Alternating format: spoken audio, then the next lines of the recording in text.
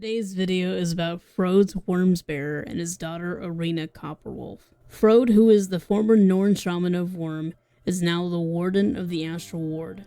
Many years ago, he and his friend Sejim traveled far north to Saldestead to the Call of Worm, the call that Frode never heard. They arrived at Saldestead to find no one left, no signs of life, and low on food. Resorting to hunting, they headed out only for Sejim to say he heard the Call of Worm again. Sejim ran ahead, Frode unable to follow.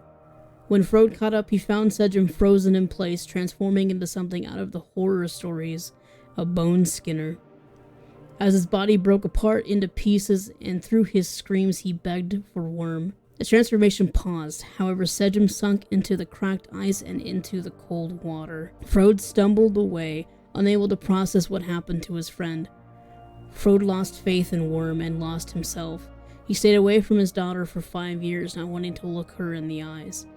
His trauma haunting him every time he slept, feeling as though he no longer fit amongst his people. Frode leaves. Frode was then found by the Astral Ward and would be hand-chosen to become the next warden by Levent, the previous warden. Arina sought to find her father after he left for so many years, and was brought to the Astral Ward by Mabon of the Wizard's Court. Frode had already been a part of the Astral Ward for a decade before finally reuniting with Arina, despite it being rare for members to keep in touch with their family or friends. Mabon helped to make it happen to help Frode recover from his trauma.